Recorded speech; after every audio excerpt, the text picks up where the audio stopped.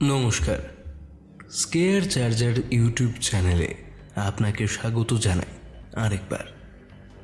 আপনি যদি আমাদের চ্যানেলটি এখনও সাবস্ক্রাইব করে না থাকেন তাহলে এক্ষুনি সাবস্ক্রাইব বাটনে ক্লিক করে দিন আমাদের আসন্ন নতুন নতুন গল্পের আপডেট পেতে। আমাদের আজকের কাহিনী অভিক সাহার কলমে আত্মান্তর। গল্পটি ম্যাজিক রিয়েলিজমের উপর বেস করা, সেই জন্য আপনারা খোলা মনে গল্পটি শেষ পর্যন্ত শুনবেন বলে আশা করি। আজকের গল্প পাঠে ও গল্পের সূত্রধার আমি অভিক। মুখ্য চরিত্রে স্বস্তিক, দিব্যেন্দু দাস, বর্ণালী, নবস্মিতা, সৌরভ রায়, দিব্যেন্দু গোস্বামী এবং আমি অভিক। শব্দ সংযোজন সুদেশনা, আবহ নির্মাণ কৌশিক বসু, পরিচালনা ও প্রযোজনা অভিক, প্রচ্ছদ নির্মাণ ক্রিয়েটিভ ম্যানিয়া। তাহলে চলুন শুরু করা যায় আমাদের আজকের কাহিনী আত্মান্তর।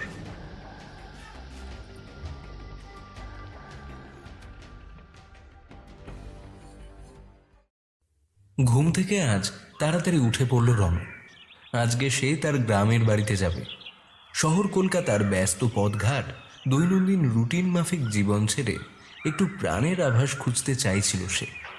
এখন তার 14 বছর বয়স হয়ে গেল, অথচ আজ অব্দি সে তার গ্রামের বাড়িতে কোনোদিনও যায়নি।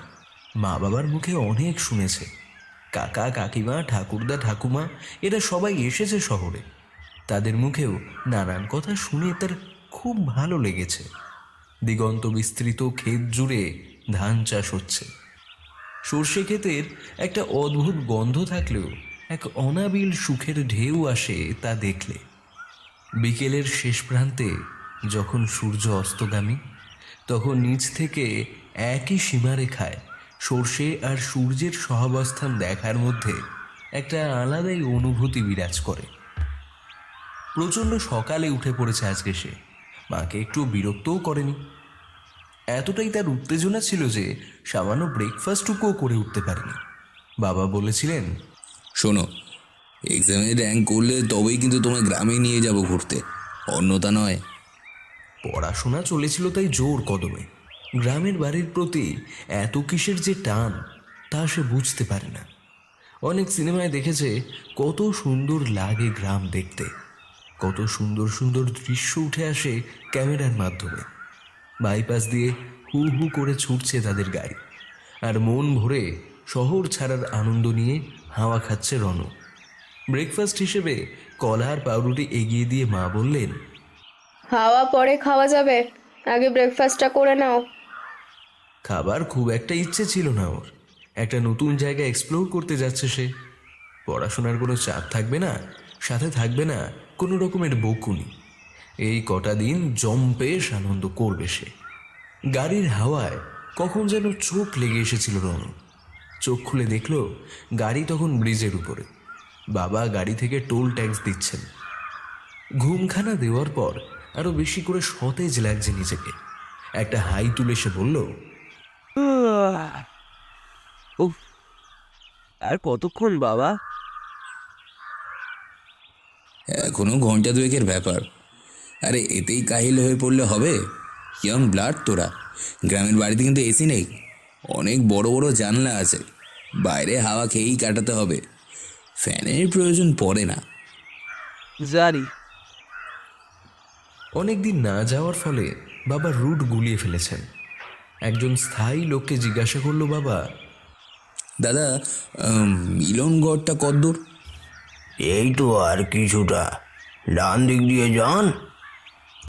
রণ বলল, আরে বাবা, জিপিএস দেখলেই তো হতো। চুপ কর, জিপিএস দেখেছি, তবু একবার জিজ্ঞেস করতে ক্ষতি কি? গঙ্গাকে ডান দিকে রেখে তাদের গাড়ি এগিয়ে চলেছে সোজা পথে। বাবার মুখ দেখে মনে হলো যেন এইবারে চিনতে পেরেছেন নিজের পিতৃ ভিটের রাস্তা। একটা ঠান্ডা হাওয়া ক্রমাগত তাদের গাড়িতে এসে ধাক্কা মারছে। জানালার কাঁচ খুলে হাওয়া খেতে খেতে চোখ জুড়িয়ে আসছিল আবার। তবে রণর ঠান্ডা লেগে যেতে পারে এই আশঙ্কা করে ঈশা জানালা বন্ধ করে দিল। রণ একটু ক্ষুব্ধ হলো বটে, কিন্তু মায়ের মুখের উপর কিছু বলতে পারল না। আরও দীর্ঘ কয়েক ঘন্টার যাত্রার পর নির্দিষ্ট গন্তব্যস্থলে পৌঁছলো তারা। গ্রামের বাড়ি এত বড় হবে ভাবেনি রনু। সমীরণ যে কেন তাকে আগে কোনোদিনও এখানে নিয়ে আসেনি সেই নিয়ে রাগ ধরছে তার। সমীরণ তাকে বলল, কিরে, চমকে গেলি নাকি? হ্যাঁ গো বাবা, এত বড় বাড়ি তো ছবিতে বোঝা যায়নি। কাকা বেরিয়ে এসে বুকে জড়িয়ে ধরলেন রনকে। তারপর সপরিবারে ভেতরে ঢুকলো তারা। বাইরের ঘরে কত রকমের আসবাবপত্র, ফুলদানি, পেইন্টিং, স্কাল্পচার, আরও কত কি। এত কিছু দেখে খুব ভালো লাগছিল। বেশ পুরনো আমলের সোফা আর বিশাল বড় তার দেহ। গোটা বাড়িটা ঘুরে ঘুরে দেখবার আকাঙ্ক্ষা জাগলো তার মনে। কিন্তু সমীরণ তাতে বাদ সেধে বলল, সেসব না হয় করবি, তার আগে বড়দের প্রণাম করে নে, তারপরে না হয় ঘুরবি সুকু দিদির সাথে। সুকু হলো ওর কাকার মেয়ে, কলেজে পড়ে। রনর সুকু দিদির সঙ্গে বেশ ভাব আছে। সকলকে প্রণাম পর্ব সেরে নিয়ে নিজেদের ঘরে গিয়ে আগে স্নান করে ফ্রেশ হয়ে নিল ওরা সবাই। গ্রাম হলেও এখানে মোবাইলে টাওয়ার দিব্যি আছে। রন ওর মায়ের ফোন নিয়ে গেম খেলে, ভিডিও দেখে, কারণ ওর নিজের কোনো ফোন নেই। সুকুর ঘরে গিয়ে রনু তার ফোন নিয়ে গেম ইনস্টল করে খেলা শুরু করলো। না, এইখানে কি সে গেম খেলতে এসেছে? আর এইরকম করলে সকলে তাকে কি না কি ভাববে।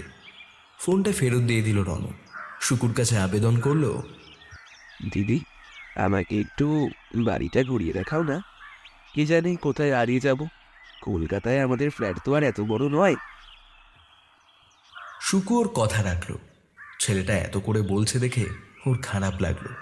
যাই হোক, এটা তো ওর নিজেরই বাড়ি। শুকুর সাথে বাড়িটা ঘুরতে শুরু করলো রনু। কতগুলো সিঁড়ি বেয়ে যে সে উঠলো আর নামলো সেটাই ঠিকঠাক মনে থাকলো না। অনেকগুলো ঘর বন্ধ অবস্থাতেই পড়েছিল, সেগুলোর সামনে গিয়ে দেখতে ইচ্ছা করলো তার।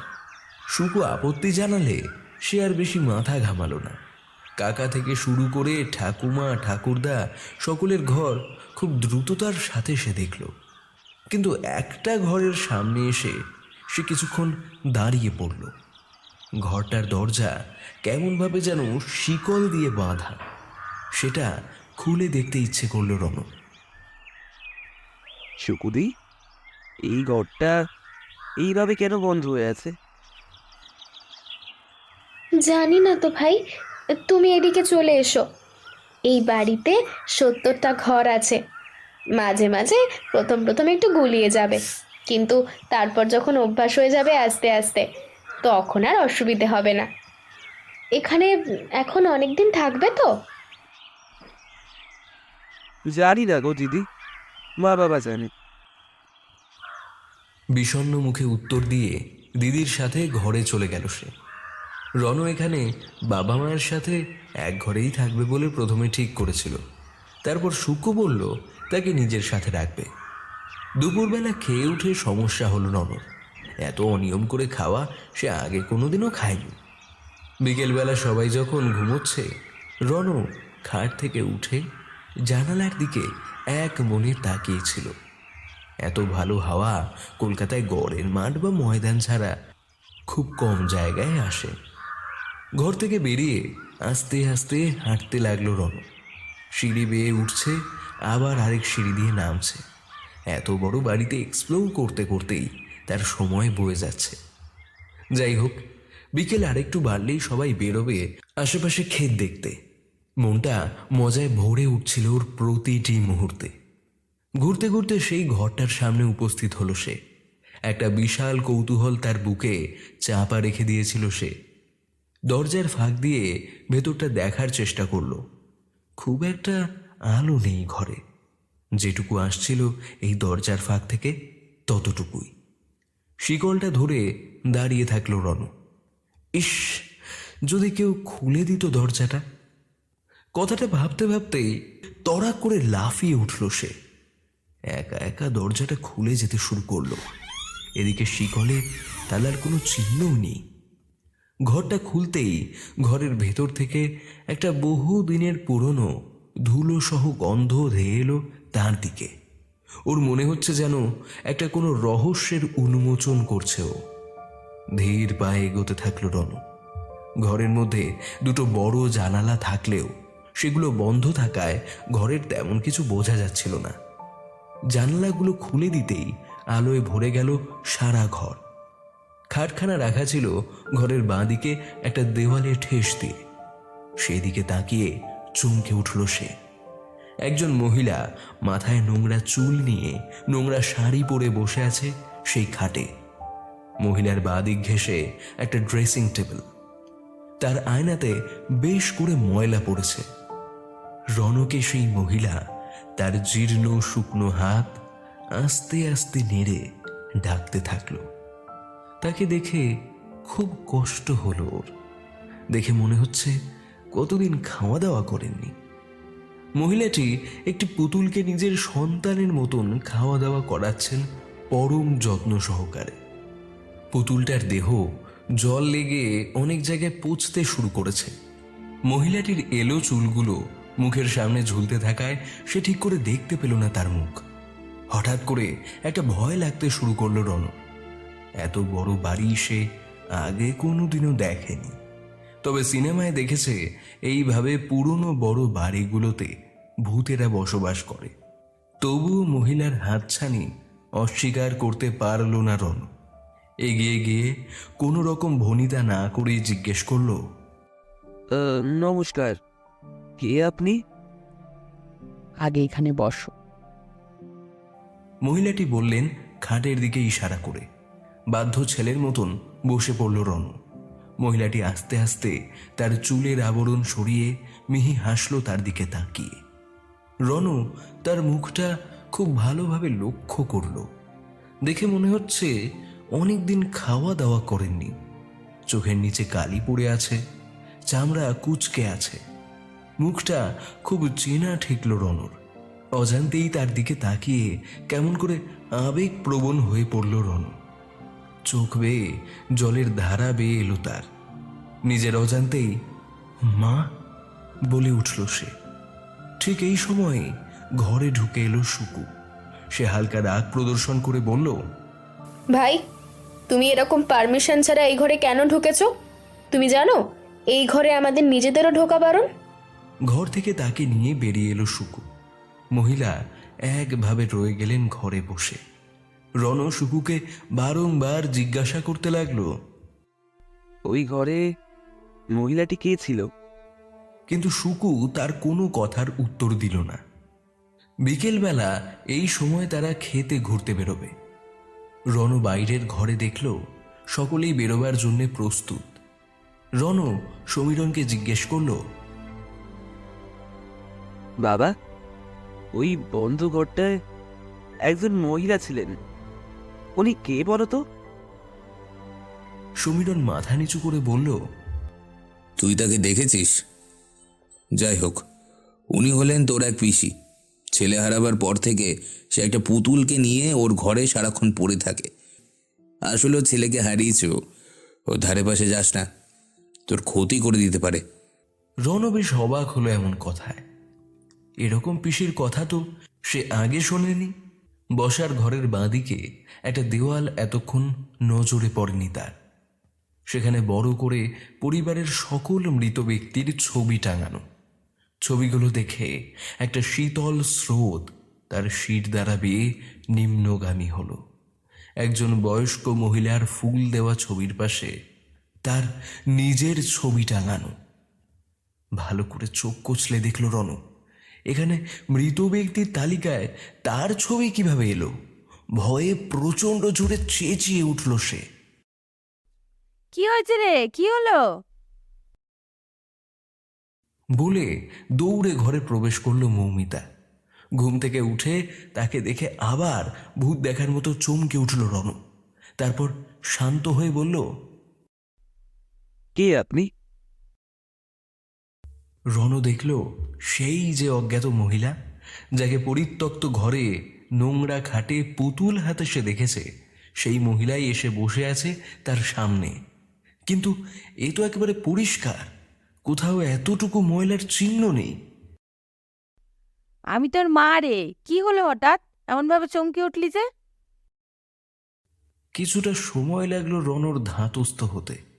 হ্যাঁ, ঠিকই তো, এই তো ওর মা। তাহলে এতক্ষণ স্বপ্ন দেখছিল সে?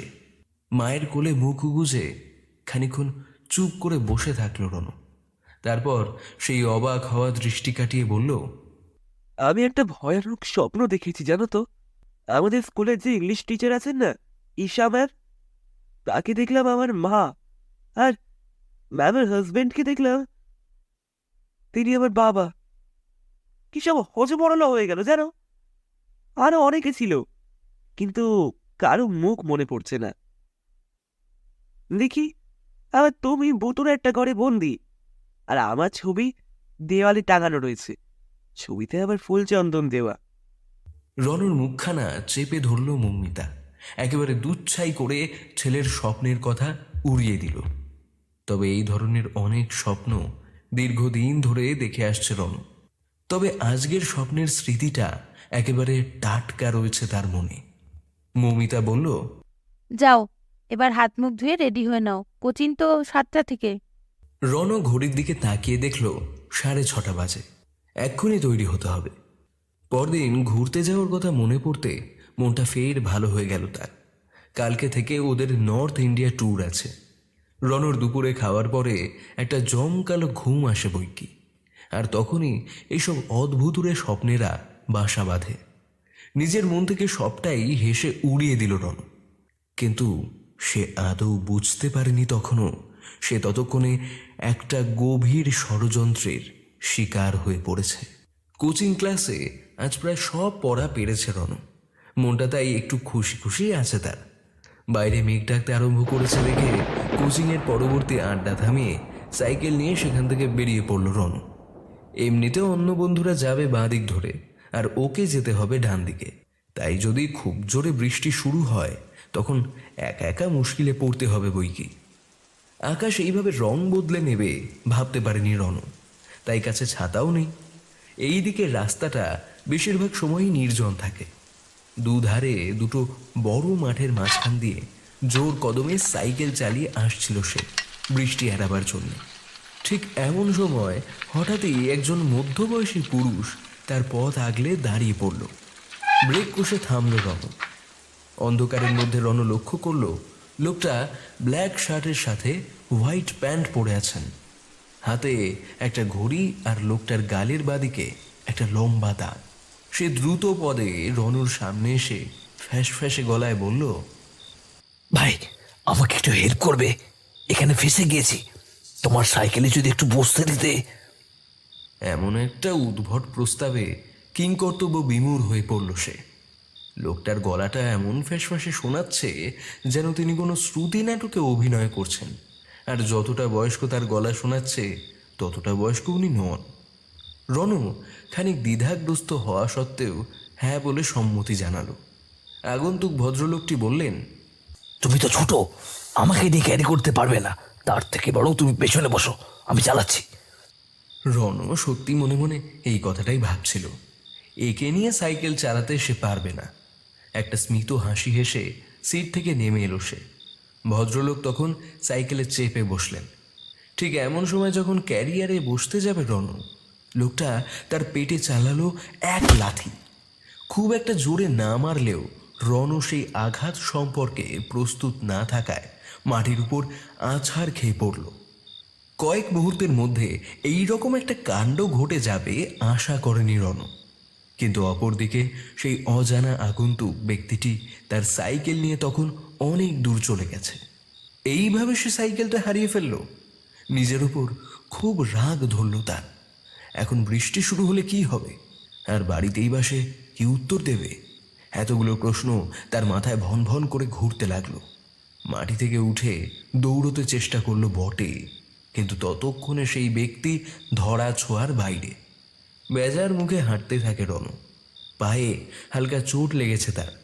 মা বলে পৃথিবীতে মানুষ চিনতে নাকি সবচেয়ে বেশি সময় লাগে। তাই অচেনা কাউকে বিশ্বাস করতে নেই। এই সমস্ত ছেলে ভুলানো তত্ত্বকথা বিশ্বাস করতো না রনু।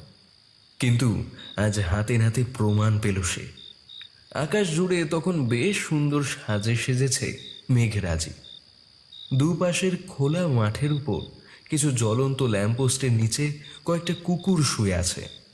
নিজেকে খুব ব্যর্থ লাগলো রনর।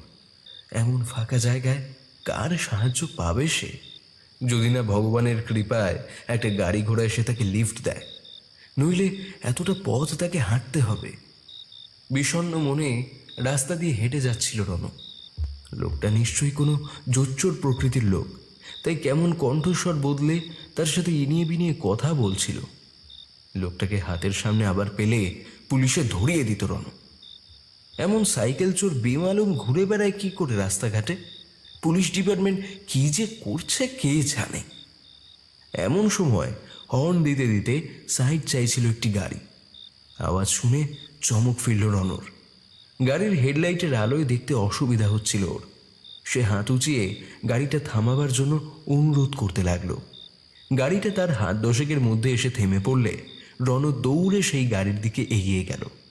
হেডলাইটের জোরালো আলোয় তখন গাড়িটা দেখে সে চিনতে পারেনি। গাড়ির কাজটা নামিয়ে সমীরণ বলল, আরে রন, এখানে কি করছো এত রাতে? আগে গাড়িতে উঠে বসো। রণ গাড়ির ভেতরে ঢুকতে না ঢুকতেই বৃষ্টি পড়তে শুরু করে দিল। সে কি ঝমঝমি বৃষ্টি! নিজেকে খুব ভাগ্যবান বলে মনে হলো তার। গাড়ির সামনে বসে সমীরণ আর রণর ইংরেজি ম্যাডাম ঈশা। পাশে কাঁধ থেকে ব্যাগটা নামিয়ে রাখল রণ। তারপর নিজের সদ্য ঘটে যাওয়া দুর্বিষহ অভিজ্ঞতা জানালো ওদের। ঈশা চুপচুপ করে বলল, এবারে কি হবে রন? তুমি তো বেশ কষ্ট করে ওই সাইকেলটা পেয়েছিলে বাবার কাছ থেকে। রণ বিষণ্ণ হয়ে বলল, হ্যাঁ ম্যাম, এক্সামে ভালো নম্বর পেয়ে ওটা পেয়েছিলাম। বাবা কি আর কিনে দেবে? সমীরণ জিজ্ঞাসা করল, আচ্ছা রন, তুমি কি ওই লোকটাকে আরেকবার দেখলে চিনতে পারবে? জানি না, তবে চেষ্টা করতে পারি। বলে রণ সেই ধাপ্পাবাজ আগন্তুকের বেশভূষার পরিচয় দিতে লাগলো। সমীরণ সবটা শুনে বলল, তাহলে তো খোঁজ করে দরকার। রণ সেই মতে সায় দিল, কিন্তু আপাতত এই বৃষ্টির রাতে সে বাড়ি পৌঁছাতে চায়। নইলে এত রাত হয়ে গেল, এরপর মা বাবা চিন্তা করবেন। রাস্তা ধরে একেবারে নাক বরাবর গেলে রণর বাড়ি। জানালার কাঁচ দিয়ে বাইরের বৃষ্টি পড়া দেখছিল সে। হঠাৎ করে রণ লক্ষ্য করল গাড়িটা বাঁ দিকে মোড় নিল। এইদিকে তো ওর বাড়ি নয়। রণ ডেকে বলল, ম্যাম, আমার বাড়ি তো স্ট্রেট রাস্তাতেই ছিল, বাদিক নিলেন যে? আপনি তো ম্যাম আমার বাড়ি জানেন। আপনারা কি বাড়ির দিকে যাচ্ছেন? সমীরণ উত্তর দিল, দেখো বাবা, এদিকে আমার একটা বন্ধু আছে, তাকে পিক আপ করে নিয়ে তোমায় বাড়ি পৌঁছে দেবো। রণ একটু শান্তি পেল। ঈশা ম্যামের কাছে সে ছোটবেলা থেকে পড়ছে। তিনি আর সমীরণ স্যার কোথায় বা নিয়ে যাবে তাকে। তবে এই দিকে তো ওদের বাড়ি, ওরা কি তবে রণকে ওদের বাড়ি নিয়ে যাবে? রণ এই ভাবনাটা আপাতত স্তিমিত রাখল। মোড়ে নেওয়ার কিছু পরে একটা ব্যক্তি ভেজা গায়ে গাড়িতে উঠে ঠিক তার পাশেই বসল। ইস, একদম ভিজে গেছি। লোকটা বলল, এইরকম একটা গলা একটু আগেই শুনেছে না রণ? আরে, এ তো সেই ব্ল্যাক শার্ট আর হোয়াইট প্যান্ট পরা লোকটা। মুখ বাড়িয়ে রণ দেখল মোড়ের আগেই সাইকেলটা পড়ে আছে, তার কত কষ্ট করে অর্জন করা সাধের সাইকেলটা। রণ সমীরণকে উদ্দেশ্য করে বলল, স্যার, এই এই লোকটাই আমার সাইকেল নিয়ে পালিয়েছিল, এই লোকটাই। তাই নাকি? বলে জোরে জোরে অট্টহাসি হাসতে লাগলো সমীরণ। সেই হাসির সঙ্গে তাল মেলালো ঈশা এবং সেই সাইকেল চোর। সব কিছু যেন মাথার উপর দিয়ে চলে গেল রণ। ব্যাপারটা কিছুই তার বোধগম্য হওয়ার আগেই তার নাকের উপরে নেমে এলো একটা রুমাল। একটা অদ্ভুত গন্ধ রয়েছে তাতে। পাশে বসা লোকটা সেই রুমাল নাকে চেপে ধরেছে রণ। ক্লোরোফর্মের গন্ধে একেবারে নিস্তেজ হয়ে পড়ল রণ। জয়ন্ত তাকে সিটে শুয়ে দিল। কাজ কমপ্লিট? জিজ্ঞাসা করল সমীরণ। একদম। উত্তর দিল জয়ন্ত ওরফে সাইকেল চোর। বেশ অনেকগুলো রাত ধরে ঘুম আসে না ঈশার। সমীরণ একটা কাজও ঠিকঠাকভাবে করতে পারছে না। এই তো মাত্র কদিন হলো ওদের একমাত্র ছেলে অর্ক মারা গেছে। অর্কপ্রভ রায়। কতই বা বয়স ছিল তার, মাত্র 15 বছর বয়সে মা বাবাকে ছেড়ে এক অচিন পুরীতে পা দিয়েছে সে। ঈশা আজও ভেবে পায় না কিভাবে অ্যাক্সিডেন্টটা হলো অর্কর। সমীরণ তাকে কথা দিয়েছিল একবার যদি সে ভালো স্কোর করে এক্সামে তাহলে তাকে গ্রামের বাড়িতে নিয়ে যাবে। গ্রাম থেকে ফিরে আর বেশি দিন স্থায়ী হলো না অর্কর জীবন। রাস্তা পার করতে গিয়ে ঘটেছিল সেই দুর্ঘটনা। স্কুল থেকে একলাই ফিরত অর্ক। সেই ফেরার পথেই ঘটে গেছে ঘটনাটা। ডান দিক দেখে রাস্তা পার করতে গিয়েই বাঁ দিক থেকে প্রচণ্ড জোরে এসেছিল লরির ধাক্কাটা, একেবারে স্পট ডেড। বাড়িতে যখন ফোন আসে তখন সেখানে এক ভয়ঙ্কর পরিস্থিতি। ঈশা এক প্রকার পাগল হয়ে গিয়েছিল। সেই দুঃস্বপ্ন থেকে নিজেদের বের করতে অনেক কাঠখড় পোড়াতে হয়েছিল ওদের। কিন্তু ছেলেকে হারানোর বেদনা, পুত্র শোক তো আজীবন থেকে যায় মনের মধ্যে একটা গভীর ক্ষত হয়ে। ঈশাদের দোতলা বাড়ি, সেখানে নিচের তলায় পড়তে আসতো তার টিউশনের ছেলেমেয়েরা। রনু একেবারে ছোট থেকেই ঈশার কাছে পড়তো। স্কুলের পাশাপাশি প্রাইভেট টিউশনও সে ঈশার কাছেই করত। ঈশা আর সমীরণ দুজনেরই রনুকে খুব ভালো লাগতো। সন্তান হারানোর পরপর রনু যেন তাদের কাছে তাদের অর্ক হয়ে উঠেছিল। রনুর মতো বাধ্য সিনসিয়ার ছেলে আর দুটি নেই। একদিন রাতে দুজনে প্ল্যান করলো কোনোভাবে রনুর মধ্যে যদি অর্ককে ইনপুট করা যায়, মানে দেহটা রনুর কিন্তু আসলে সে হবে অর্কর মতন। অর্কর কণ্ঠস্বর, ওর হাবভাব সবটা। সেই থেকে কেবলমাত্র রনুকে আলাদা সময়ে একা প্রাইভেট টিউশন পড়াতে শুরু করলো ঈশা। সে সপ্তাহে একদিন আসে এবং একা পড়ে। পড়ার শেষে সমীরণ তার সাথে কিছুটা সময় কাটাতো। সমীরণ পেশায় একজন সাইকিয়াট্রিস্ট। রনুকে হিপনোটাইজ করে বারবার এক ভিন্ন আবরণে গড়ে তোলার চেষ্টা করত সে, ঠিক অর্কর মতন। তুমি কে? অর্ক তো। সমীরণ এই প্রশ্ন রোজ করত, কিন্তু অনেক দিন পর তারা নিজেদের পছন্দের উত্তরটা পেল। এরপর থেকে সমীরণ তাকে বোঝাতে শুরু করলো, অর্ক, তোকে নিয়ে আবার গ্রামে বেড়াতে যাবে তো? এবারে ভালো রেজাল্ট হবে তো? উত্তর এলো, হ্যাঁ বাবা। এক রাশ হাসির ফল্গুধারা বয়ে যেত দম্পতির চোখ মুখ দিয়ে। কিন্তু তবুও সেই ক্ষণিকের সুখে তাদের মন ভরল না। আর রনু সেই সেশনের পর সব কিছু ভুলে যাওয়ায় বাড়িতেও কিছু বলেনি। শুধু একটা পেন নিয়ে সমীরণ স্যার বসতো তার সামনে, এইটুকুই। সেশনের শেষে রনু কিন্তু রণ হয়েই থাকতো, অর্ক হতো না। কিন্তু তাদের সেই অর্ককে ফেরত চাই, যে করেই হোক। বহু সন্ধান করে একদিন জয়ন্ত বলে একজনের খোঁজ পেল সমীরণ। সে নাকি আত্মা নিয়ে গবেষণা করে, এমনকি দুই দেহের আত্মার মধ্যে বদল ঘটাতেও সে সক্ষম। সমীরণ আর দেরি না করে ছুটে গেল তার কাছে। নিজেদের যাবতীয় সমস্যা তারা জানালো জয়ন্তর কাছে। জয়ন্ত যেহেতু এই পেশায় নিযুক্ত, তাই খুব একটা সমস্যা তার হবে না। কিন্তু যখন সে শুনল এই পুরো ব্যাপারটাই হবে আনঅফিসিয়াল এবং বেআইনিভাবে, তখন সে এর থেকে খানিক পিছনে সরে দাঁড়ালো। না না, এইভাবে কোনো কাজ আমি করতে পারবো না। আপনারা যথেষ্ট শোকাহত আমি জানি, কিন্তু এইরকম বেআইনি কাজ আমি করতে পারবো না, অক্ষম আমি, মাফ করবেন। সমীরণ বলল, দেখো, যত টাকা লাগে আমি দেব। আর ছেলেটা তো বেঁচেই থাকবে, শুধু আত্মাটা বদলে যাবে। আমি নিজে একজন সাইকিয়াট্রিস্ট। অনেক চেষ্টা করেছিলাম ওর মধ্যে অর্কর ক্যারেক্টার ইনপুট করতে, কিন্তু পারিনি। সেশনের মধ্যে আমি ওর মা বাবাকে ওর অপোনেন্ট বোঝাতাম। ওদের কাউকেই যেন সে চেনে না, কিন্তু সেগুলো কোনো প্রভাব ফেলেনি ওর মনে। ওই ছেলেটা খুব ভালো ছেলে, ঠিক আমাদের অর্কর মতো। আমি আমার ছেলেকে ফিরে পেতে চাই, শুধু তুমি এই কাজটা করে দাও। কত টাকা পাবো? ডান ভুরু কুচকে জিজ্ঞাসা করলো জয়ন্ত। তুমি যা চাও তাই পাবে। ব্যাস, একটা মোটা টাকায় ফিক্স হয়ে গেল ওদের ডিল। এই পৃথিবীতে টাকার সামনে অনেকেই নিজেদের বেচে দেয়, জয়ন্ত তাই করলো। কথা হলো, এক রাত্রিবেলা এরকম টিউশন থেকে বাড়ি ফেরার পথে রনকে কিডন্যাপ করবে ওরা।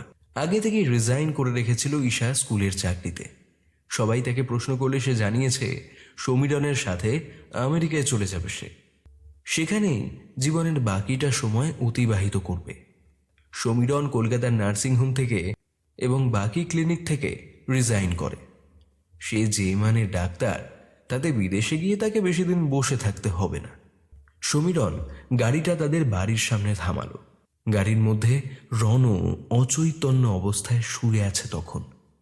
জয়ন্ত আর সমীরন তাকে ধরে আস্তে আস্তে নিচে নামিয়ে বাড়ির ভেতরে নিয়ে গেল।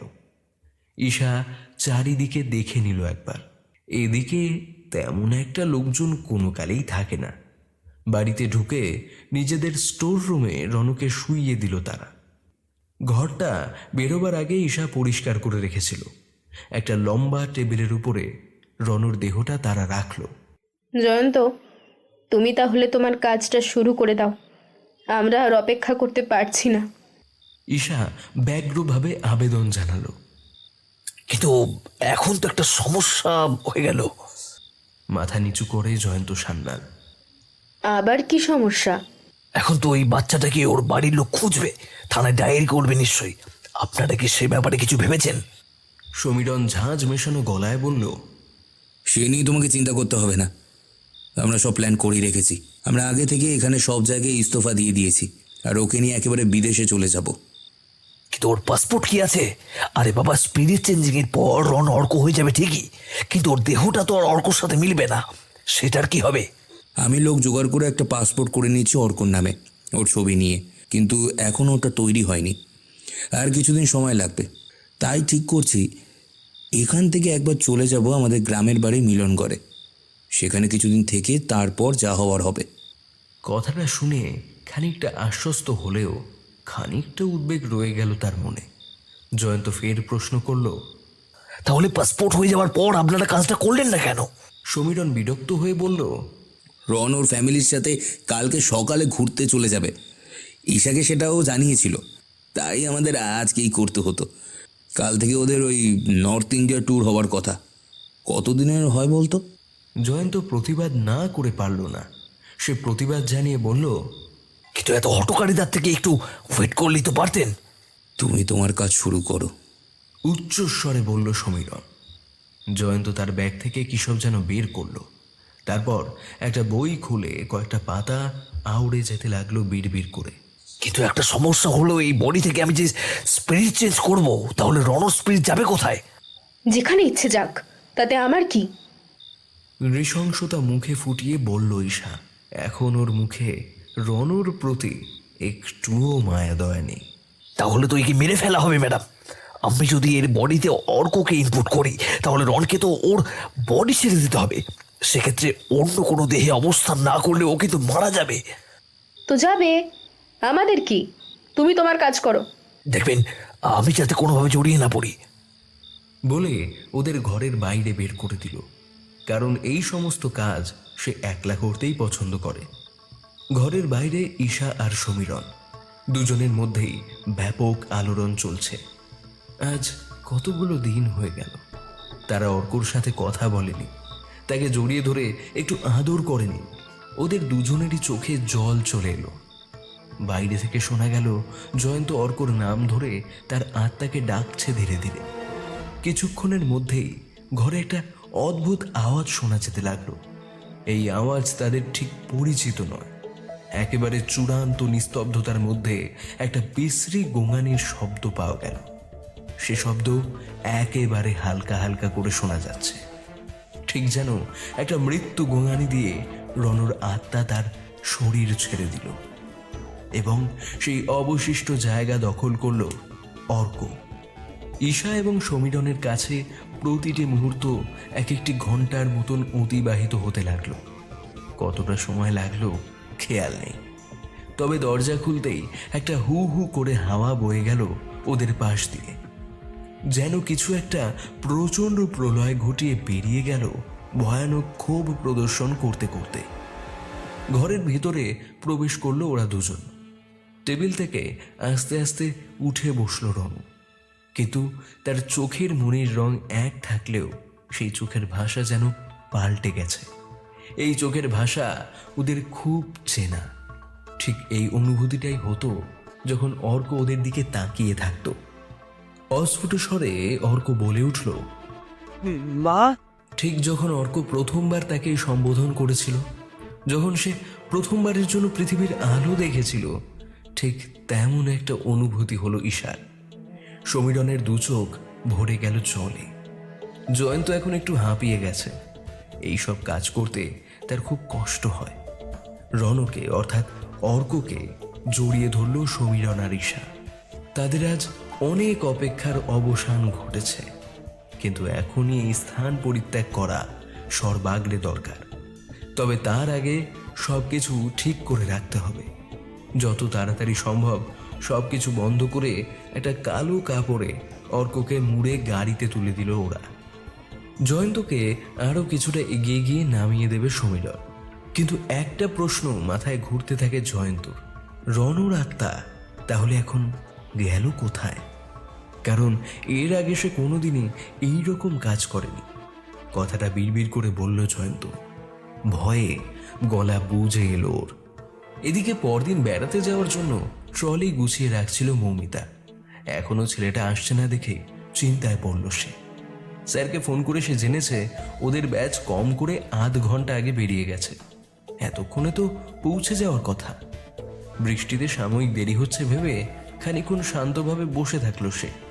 হয়তো এই নিমন্ত্রণহীন বৃষ্টিতে প্রস্তুত না থাকায় কোনো শেডের আড়ালে আশ্রয় নিয়েছে। এদিকে রাত ক্রমশ বাড়ছে দেখে চিন্তার পারদ সমহারে বাড়তে থাকলো। ফ্ল্যাটে যখন রণর বাবা সুপ্রতিম এসে পৌঁছালো, তখন তিনি তো এই কথা শুনে হাঁ হয়ে গেলেন। বলো কি, এই কথাটা আগে বলবে না? সঙ্গে সঙ্গে গাড়ি বের করে ওরা দুইজনে স্যারের বাড়ির দিকে রওনা দিল। বৃষ্টি এখন একটু থেমেছে। কোচিংয়ের স্যার জানালেন তার কোচিং থেকে অন্তত 1 ঘন্টা আগে তারা বেরিয়ে গেছে। স্যার, একবার ওর বন্ধুদের জিজ্ঞেস করলে ভালো হতো না? জিজ্ঞাসা করলো সুপ্রতিম। তাদের জিজ্ঞেস করলেই হয়, আমি না হয় দেখছি ফোন করে। আচ্ছা, ওর কাছে কোনো ফোন ছিল না? জিজ্ঞাসা করলেন স্যার। না স্যার, আমরা ওকে ফোন দেওয়াটা ঠিক মনে করিনি। বলে কেঁদে ফেলল মৌমিতা। স্যার কথা বলে জানালেন 9টা 10 নাগাদ ওদের শেষ দেখা হয় স্যারের বাড়ি লাগোয়া কোচিং সেন্টারের সামনে।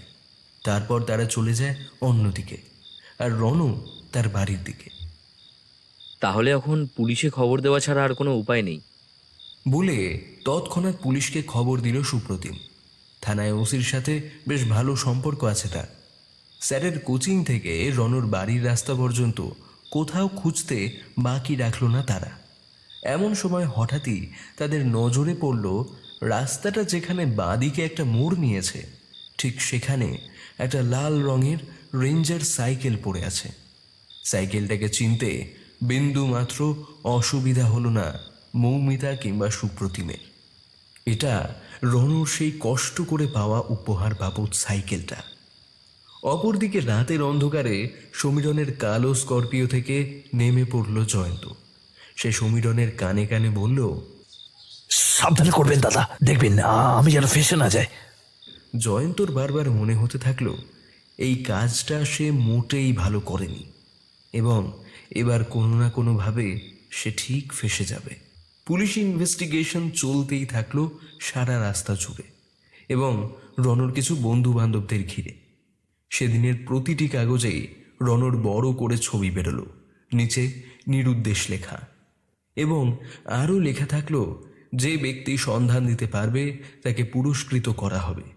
পুরস্কারের অর্থমূল্য না দেওয়া থাকলেও এরকম একখানা বিজ্ঞাপন সহজেই সকলের দৃষ্টি আকর্ষণ করে। মৌমিতা রনর ছোটবেলার সবচেয়ে প্রিয় পুতুলটিকে ধরে তার গায়ে হাত বোলাতে লাগলো। মৌমিতার চোখের জল শুকিয়ে গেছে কাল রাত থেকে কেঁদে কেঁদে। সুপ্রতিম সারা রাত দু চোখের পাতা এক করতে পারেনি। নানান দুশ্চিন্তা তার মাথার আশেপাশে বৃত্তাকার পথে মস্তিষ্কের অগ্রভাগ দংশন করে চলেছে। তার মাথায় একটাই চিন্তা, তারা তাদের রণকে আবার ফিরে পাবে তো? আর যদি না পায়, রণর সাথে নিজের সুস্থ স্বাভাবিক স্ত্রীকেও হারাবে সে।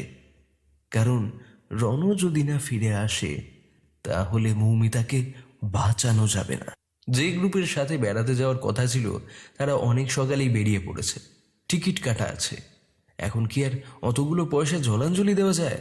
গোটা যাত্রার মধ্যে প্রায় সারাক্ষণ রণদেহী অর্কর সাথে কথা বলে চলেছে দুজনে। কালো কাপড় এখন সে খুলে ফেলেছে মুখ থেকে। পিছনের সিটে ঈশার কোলে মুখ গুজে বসে আছে অর্ক। সমীরণ যখন গ্রামের বাড়িতে পৌঁছালো তখন ভোর হয়ে গিয়েছিল। গ্রামের বাড়ির সকলে এতক্ষণ ধরে উত্তেজিত হয়েছিল অর্ককে দেখবার জন্যে। বাড়ির বয়োজ্যেষ্ঠরা দরজার সামনে দাঁড়িয়ে কেঁদেই ফেলেছিলেন। এতদিন বাদে বাড়িতে ছেলে আসছে। গাড়ি থেকে নেমে যখন সবার সামনে অর্ক দাঁড়ালো তখন সকলে তাকে দেখে খুব একটা উৎসাহিত হলো না। কিন্তু যখন সে দাদু ভাই বলে একটা ডাক দিল, সেই ডাক চিনতে পারল সকলে। দেহটা রণর হলেও এ যে সত্যিকারের অর্ক। অর্ক সমেত সকলের চোখ ঝাপসা হয়ে এলো। এভাবেও ফিরে আসা যায় ভাবতেই তার অবাক লাগছিল।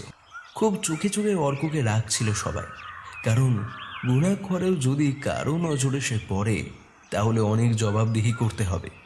অর্ক শুকুর সাথে তার ঘরেই থাকতো। সারাদিন হাজারটা বায়না রাখার জন্যে সকলে তাকে অনুরোধ করছে, কিন্তু তার একটুও বায়না করতে ইচ্ছা করছে না। এখনও নিজের পুনর্জন্মে বিশ্বাসই হচ্ছে না ওর। আয়না দেখলে বড্ড ভেঙে পড়ে অর্ক, কিন্তু সেটাই বা বলবে কাকে? অপরদিকে লাগাতার কাগজে রণর ছবি সহ অনুসন্ধানের বিজ্ঞাপন বেরোতেই থাকে, কিন্তু কোনো ফল পাওয়া যায় না। এদিকে মৌমিতা এখন এক প্রকার পাগল হয়ে গেছে। হাতে রণর সেই ছোটবেলার প্রিয় পুতুলটিকে নিজের বুকে আঁকড়ে ধরে থাকে সারাক্ষণ। সুপ্রতিম আর এইসব দৃশ্য দেখতে পারছে না। পুলিশের উপর ক্রমাগত চাপ সৃষ্টি করছে সে দৈনিক। মৌমিতার জামা কাপড় ময়লা হয়ে রয়েছে, সেই দিনের পর থেকে আর তা পরিবর্তিত হয়নি। সুপ্রতিম বহু চেষ্টা করেও কোনো সদ্গতি করতে পারেনি। তার মুখের সামনে চুলগুলো ঝুলছে, আর রণ ভেবে সেই পুতুলকে খাওয়া দাওয়া করিয়ে যাচ্ছে সে। পাসপোর্ট এখনো করা যায়নি বলে চাপে পড়ল ঈশা এবং সমীরণ। দেশের বাড়িতে কতদিনই বা লুকিয়ে থাকা যায়? অপরদিকে পুলিশ রণর সব টিচারকেই জিজ্ঞাসাবাদ করেছে, কেবলমাত্র ঈশা ছাড়া। তাদের খালি বাড়ির সামনে এসেও ফিরে গেছে পুলিশ।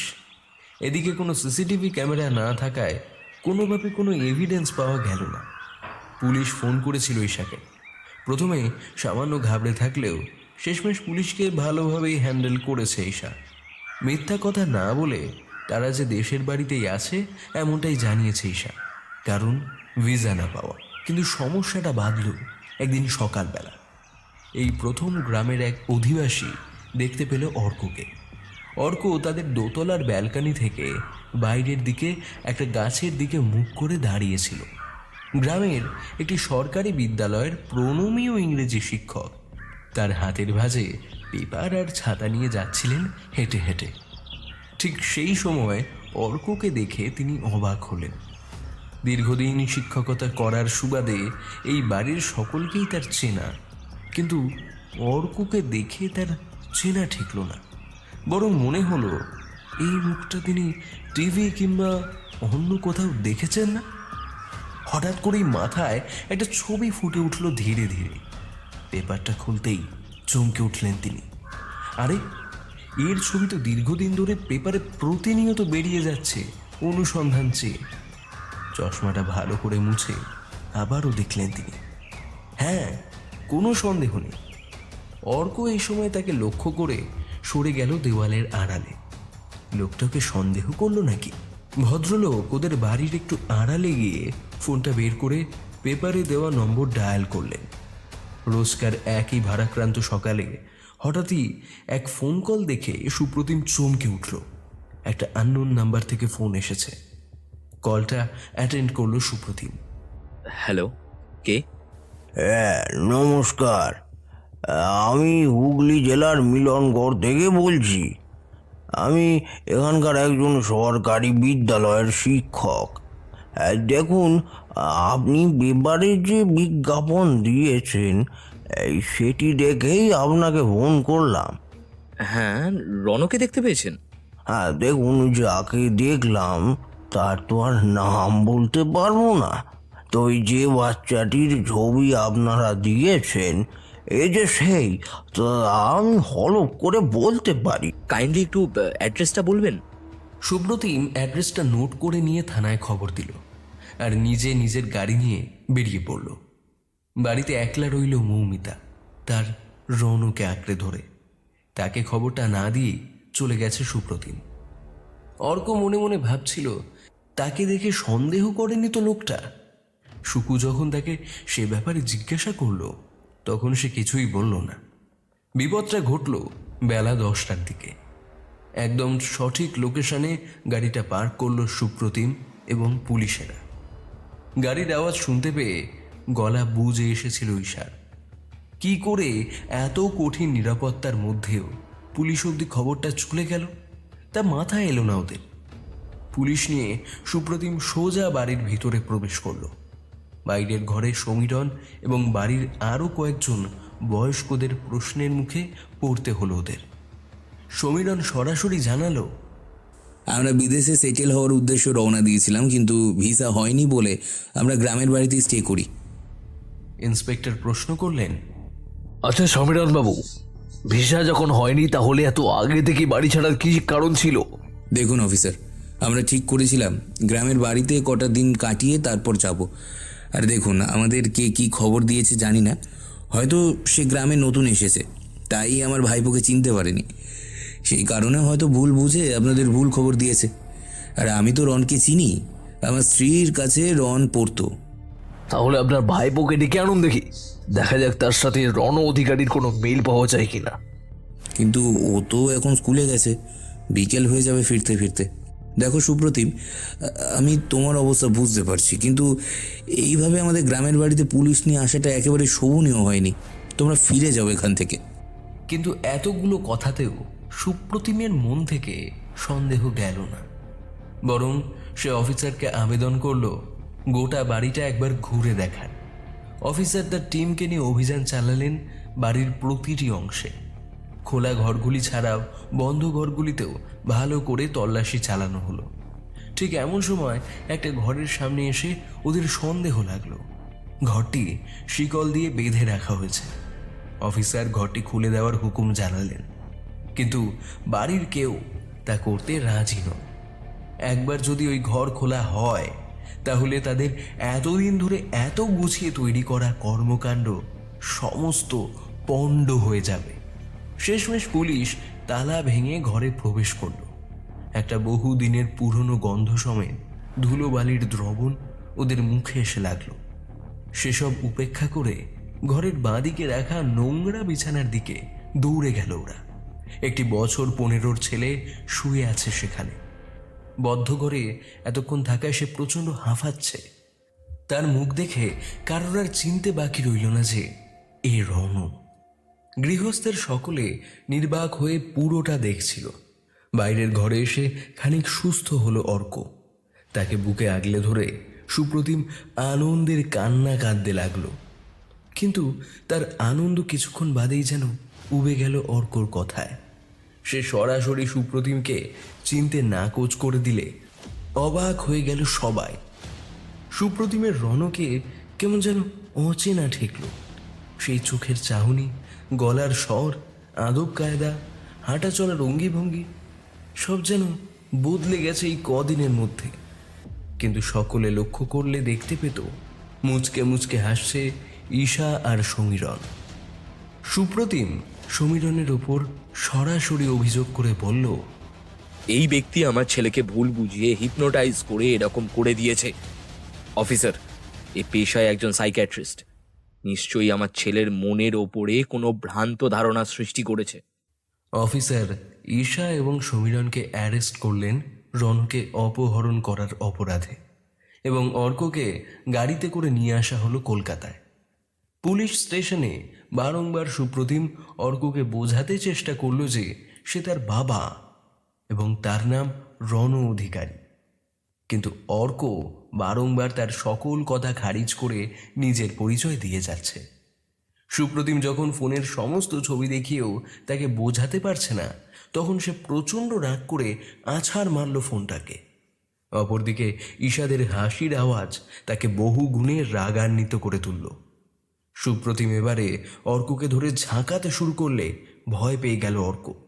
তারপর সে যে সমস্ত কথা বলল তাতে থানায় উপস্থিত সকলের গায়ের লোম খাড়া হয়ে গেল। সে স্বীকার করল দেহটা রণর হলেও সে রণ নয়। সমীরণ একজন আত্মা গবেষককে দিয়ে রণর দেহে অর্কর আত্মা প্রবেশ করিয়েছে এবং এখন রণর দেহকে ঘিরে যে অবস্থান করছে সে রণ নয়, অর্ক, যার পিতামাতা সমীরণ এবং ঈশা। কথাগুলো শুনে কেউ বিশ্বাস করতে চাইল না। সুপ্রতিম প্রচণ্ড রেগে গিয়ে জিজ্ঞাসা করল, তাহলে রণ কোথায় গেল? রাতটা কোথায় গেল? আমি জানি না, সম্ভবত ও মারা গেছে। আচ্ছা, যদি তাই হয় তাহলে তার দেহ তুমি কিভাবে ব্যবহার করছো? তুমি সেই ব্যক্তির নাম বলো, আমি তাকে দিয়ে আবার করে এই দেহে রণকে ইনপুট করাবো। এইবারে বিপদে পড়ল অর্ক। সে জয়ন্তকে দেখেছে ঠিকই, কিন্তু তার সন্ধান দিলে অর্কর নিজের পুনর্জন্মের কি হবে? তাকে কি আর সুপ্রতিম বাঁচতে দেবে? বেশি বিলম্ব না করে অর্ক বলল, আমি তাকে দেখিনি, চিনি না। টেবিলের ওপর একটা ভয়ঙ্কর শব্দ করে নিজের রাগ প্রকাশ করল সুপ্রতিম। সেলের ভিতর থেকে সে সমীরণ আর ঈশার হাসির শব্দ শুনতে পেল। নিজের ছেলেকে নিজের কাছে না রাখার একটা বেদনা থাকলেও ছেলেকে এই পৃথিবীতে দেখতে পাওয়ার এক মৌলিক সুখ তাদের আচ্ছন্ন করে রেখেছে। সেই সঙ্গে রণর বাবার নিজের সন্তানকে কাছে পেয়েও না পাওয়ার বেদনা তাদের বুকে এক অদ্ভুত আনন্দের সঞ্চার করছে। সুপ্রতিম চোখের জল মুছে অর্কর প্রতি দয়াশীল হল। সে আবেদন করল, অর্ক, তুমি কি আমাদের বাড়িতে যাবে? আমি তোমায় কথা দিচ্ছি, একটুও অযত্ন হবে না তোমার। রণর মা এক প্রকার পাগল হয়ে গেছে। সারাদিন একটা পুতুলকে রণ ভেবে আদর করে যাচ্ছে, খাওয়াচ্ছে। তুমি রণর দেহে অবস্থান করছো, তাহলে তার পরিবারের প্রতি, তার মায়ের প্রতি এইটুকু করা তোমার কর্তব্য নয় কি? ওষুধে কাঁচ দিল। অর্ক একবার মা বাবার দিকে তাকিয়ে একটা স্মিত হাসি হাসল। ঈশা জানে রণর মা অর্কর কোনো অযত্ন করবে না। সুপ্রতিম গাড়িতে আসতে আসতে তোতা পাখির মতন সবটা বুঝিয়ে দিয়েছে অর্ককে, রণর কি পছন্দ কি না সব কিছু। বাড়িতে ঢুকে সুপ্রতিম গলা খাকারি দিয়ে বলল, দেখো মৌমিতা, কে এসছে বাড়িতে। মৌমিতা তখন পুতুলটিকে খাওয়াতে ব্যস্ত। জল লেগে পুতুলটার ভিতর পচতে শুরু করেছে ইতিমধ্যে। অর্ক যখন মৌমিতার সামনে এসে দাঁড়ালো, ঠিক সেই মুহূর্তে মৌমিতার শরীরে একটা আলোড়ন সৃষ্টি হলো। হাতের পুতুলটিকে ছুঁড়ে ফেলে এক দৌড়ে অর্কর কাছে এগিয়ে এলো মৌমিতা। রণ! বলে একটা চিৎকার দিয়ে উঠে সে জড়িয়ে ধরল তাকে। অর্ককে নিজের বুকে ঠেসে ধরে রইল সে। অর্ক বুঝল ঠিক কত বড় একটা কাণ্ড ঘটে গেছে ইতিমধ্যেই। একজন সন্তানহারা মায়ের বেঁচে থাকার একমাত্র সম্বল সে। অনেক গুরুদায়িত্ব পালন করতে হবে তাকে। জড়িয়ে থাকা অবস্থায় অর্ক দেখল সেই জরাজীর্ণ পুতুলটা আছাড় খেয়ে পড়ে রয়েছে মেঝের উপর। এমনটা ঘটে যাবে যেন সে বিশ্বাসই করতে পারেনি। পুতুলটার চোখ বেয়ে খানিক জলের ধারা দেখতে পেল সে। সেই মুহূর্তে অর্কর হঠাৎ একটা ভয়ানক কথা মনে পড়ল। সেই আত্মা গবেষক জয়ন্তর গাড়িতে থাকাকালীন বিড়বিড় করে বলা কথাটা। তাহলে রণনাথটা এখন কোথায় গেল?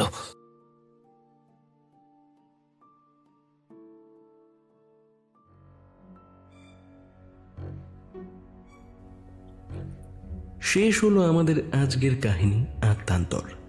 গল্পটি কেমন লাগলো অবশ্যই জানান আমাদের কমেন্ট বক্সে, এবং ভালো লাগলে লাইক, শেয়ার ও চ্যানেলকে সাবস্ক্রাইব করতে ভুলবেন না।